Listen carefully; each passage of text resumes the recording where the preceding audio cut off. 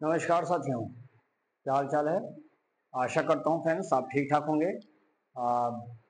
साथियों, आज हम लोग एक नए चैप्टर्स की बात करने वाले हैं क्लास 12 के बायोलॉजी में। क्योंकि चैप्टर्स की बात का मतलब ये हुआ कि हम एक ऐसे चैप्टर्स को डिस्कस करने वाले हैं, अर्थात उसके ओवरव्यूज के बारे में आज बात करेंगे, जो कि बहुत इंपॉर्टेंट चैप्टर है, काफी स्कोरिंग है, अच्छे मार्क्स आपको देता है, एज वेल एज आपको अपने दैनिक जीवन में बहुत सारी चीजों को सीखने में काफी हेल्प करता है ये। आप समझ चुके होंगे उस चैप्टर का क्या नाम है। That is the microbes in human welfare. Friends, आपको पता होना चाहिए कि जब बात आप करते हैं माइक्रोब्स, जब शब्द दिमाग में आता है यार ये माइक्रोब तो बड़ा खतरनाक है, इस माइक्रोब से कोई ना कोई डिजीज हो सकता है, रोग हो सकता है। हम सुनते रहते हैं बेटा हाथ धुल के खाना खाना, जर्म्स लगे हैं, फ्रूट धुल के खाना, जर्म्स लगे हैं, बॉडी में माइक्रोब्स चले आते हैं, जिसकी वजह से तमाम प्रकार की बीमारियों का सामना करना पड़ सकता है, जो हमारे शरीर के इम्यून पावर को कहीं ना कहीं तोड़ने का काम करते हैं। बट हम लोगों को ये भी समझने की जरूरत है कि अगर माइक्रोब्स हमारे लिए इतना हार्मफुल है, तो कहीं ना कहीं ऑन द अदर साइड हम अगर इस चीज को देखें अगर एक अच्छे से, तो ये हमारे लिए काफी बेनिफिट भी है। यानी अगर माइक्रोब्स है तो हम हैं। माना कि कुछ रोगों का सामना अवश्य हम लोगों को करना पड़ रहा है, इट्स ओके, बट कितना फायदेमंद है।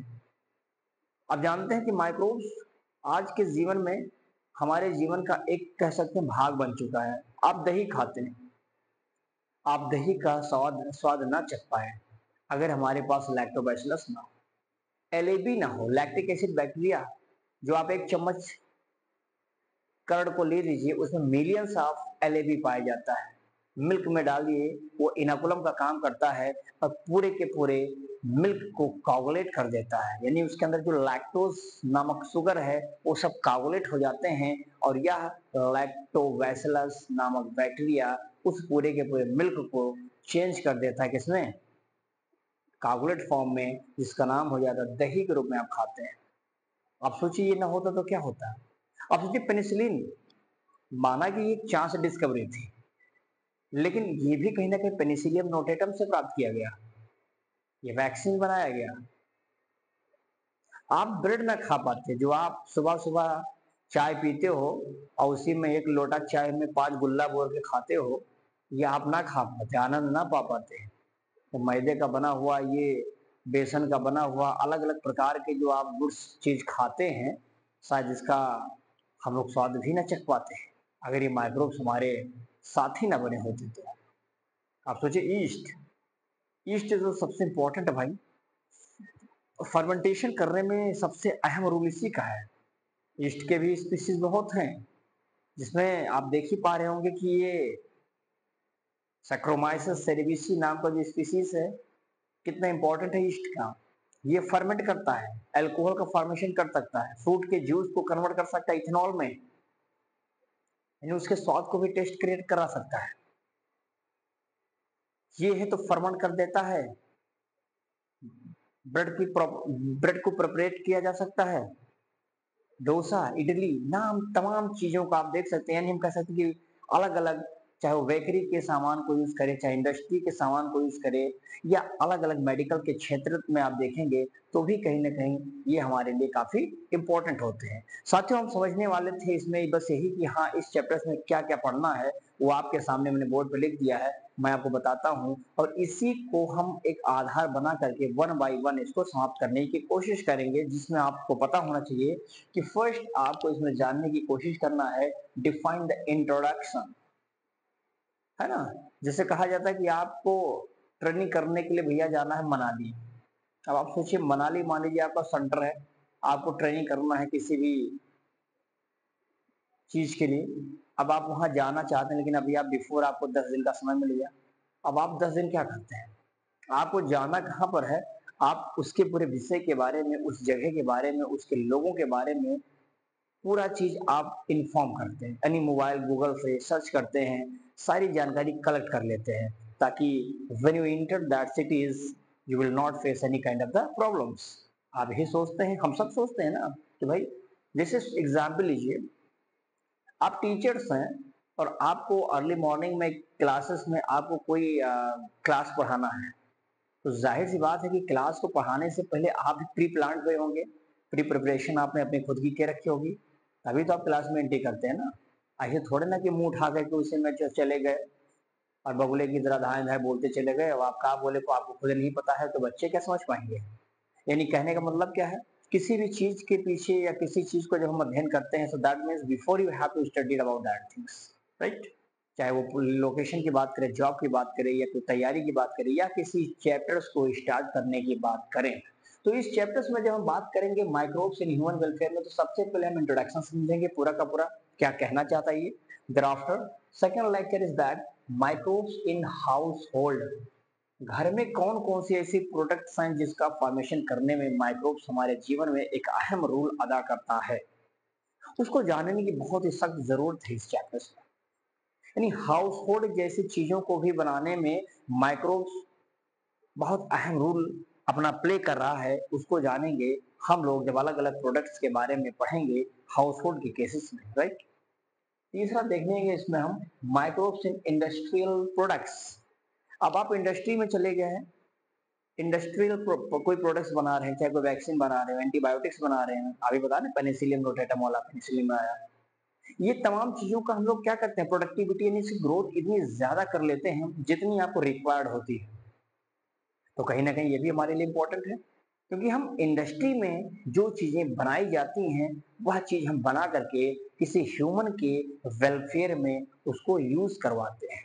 देखिए माइक्रोब्स हमारे लिए घातक था, लेकिन अभी हमने माइक्रोब से ही क्या किया, एक ऐसा प्रोडक्ट तैयार कर दिया जो कि यूज किया जा रहा है बाय द मैन।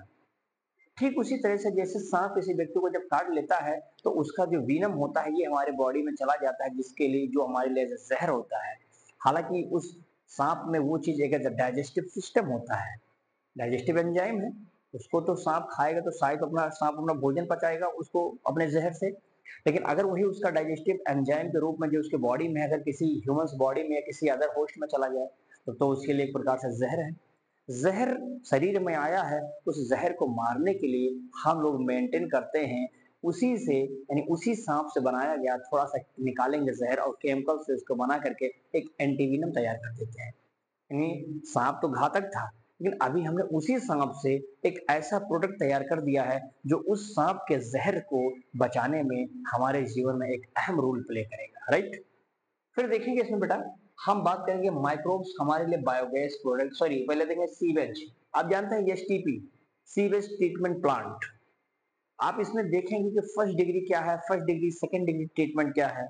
इसी में आपको समझने को मिलेगा कि इसमें कौन कौन से बैक्टीरियाज होते हैं, कैसे वो नीचे जमे हुए बड़े बड़े पीबल्स पत्थरों को पहले हटाता है। जिसे होता है ना कि आप समुद्र का पानी है, अब समुद्र के पानी में, नदी के पानी में डायरेक्टली आप कोई इंडस्ट्री का निकला हुआ रिलीज हुआ प्रोडक्ट जो पानी है, गंदा पानी डायरेक्ट अगर छोड़ देंगे तो जाहिर सी बात है कि जो एक्वाटिक एनिमल्स होंगे, इवन प्लांट्स होगा, एवरीवन मर जाएंगे वहां पे। तो हम क्यों ना इस पानी को उस वाटर बॉडीज में छोड़ने से पहले इसको ट्रीटमेंट दे दें। ट्रीटमेंट मतलब होता है कि इसके अंदर जितने भी बड़े बड़े वेस्ट होते हैं इसको धीरे धीरे डाउन कर ले, हटा दें वहां से, ताकि जब पानी वाटर बॉडीज में छोड़ा जाए तो कम से कम उस नुकसान हो उन एनिमल्स का जो जल में पाए जाते हैं। क्लियर बात है यहाँ तक। तो हम सीवेज ट्रीटमेंट में समझेंगे। और फिर मैंने बताया बायोगैस प्रोडक्ट, आप जानते हैं बायोगैस प्रोडक्ट भी बहुत इंपॉर्टेंट है। बायोगैस प्रोडक्ट में सबसे इंपॉर्टेंट गैसेस आप देखेंगे मीथेन, क्योंकि ये ह्यूमन जो एनिमल्स होते हैं उसके गट ऑफ जो रूमिनेट होते हैं, उन रूमिनेट एनिमल्स वगैरह जो होते हैं, जैसे काऊ है, गाय है, तो उसके गट में मीथेन पाया जाता है। अच्छा, मीथेन इसीलिए होता है ताकि उसके फूड को डाइजेस्ट कर सके। इवन डाइजेशन के साथ साथ उसका जो गोबर होता है, जो डग होता है, उस गोबर को भी कहीं ना कहीं क्या करता है, फर्मेंट कर देता है, डाइजेस्ट कर देता है। समझ पा रहे हैं। तो ये भी बहुत जरूरी है कि बायोगैस प्लांट को भी समझने की जरूरत है। हालांकि इसमें कार्बन डाइऑक्साइड भी निकलेगा, वाटर मॉलिक्यूल्स, वेपर्स भी निकलेंगे, अलग अलग गैसों का कंपोजिशन देखेंगे यहाँ पर। फिर हम इसमें जानेंगे बेटा कि बायोगैस प्लांट क्या इस्टेब्लिश कैसे किया जाता है, कैसे होता है, ये सारी चीजें देखेंगे इसमें। फाइनली हम समझेंगे कि ये जो माइक्रोब्स होता है as a bio control agent, यानी हम ऐसा कोई एजेंट तैयार कर देंगे जिससे हमारे फसलों को, हमारी चीजों को नुकसान कम से कम हो। जैसे इसमें आप देखेंगे बीटी कॉटन, आप जानते हैं कि एक बैक्टीरिया था, उसका नाम है क्या नाम था उसका, बैसिलस thuringiensis, जिसका शॉर्ट फॉर्म मैंने दिया बीटी। उसके अंदर एक प्रोटीन था, उस प्रोटीन का ही नाम है क्राई प्रोटीन। इस क्राई प्रोटीन को देखा गया कि इसके अंदर इतनी टेंडेंसी थी कि ये टेम्परेचर, प्रेशर, ह्यूमिडिटी और हवा वगैरह से ड्राई कंडीशंस में अपने आप को बिल्कुल सर्वाइव करके रखता था, यानी कि इसके बॉडी में कोई इसका इम्पैक्ट नहीं पड़ता था।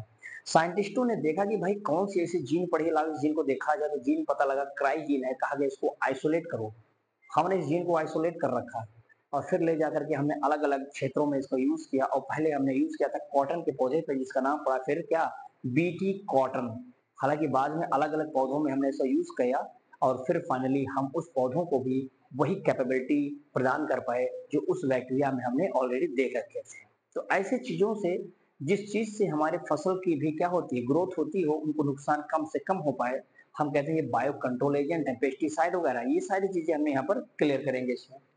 फिर देखेंगे इंटीग्रेट पेस्ट मैनेजमेंट यानी आईपीएम, वही सारी पेस्टिसाइड वगैरह इसमें सब देखा जाएगा जो होगा।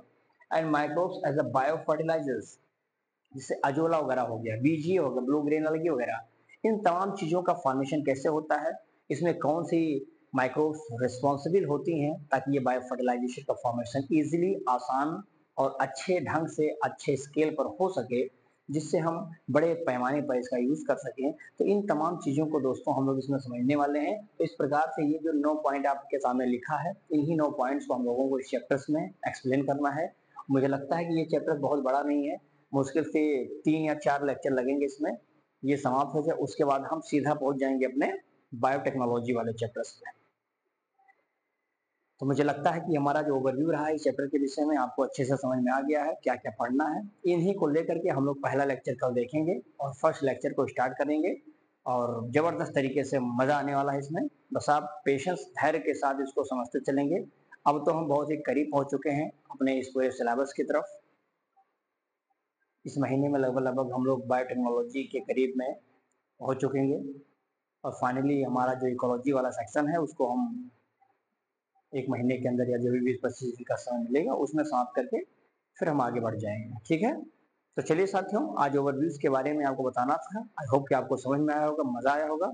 वीडियो अच्छी लगी होगी साथियों तो लाइक कमेंट से जरूर करिए, और चैनल को जो भी सब्सक्राइब ना किए होंगे वो सब्सक्राइब भी करेंगे। चलिए इसका स्क्रीनशॉट लीजिए, अपने नोट्स के पहले पेज पे इसको बनाइए चैप्टर वाइज के नाम से। बाकी मिलते हैं नए लेक्चर के साथ कल, तब तक के लिए बहुत बहुत धन्यवाद। स्क्रीनशॉट जरूर लीजिएगा।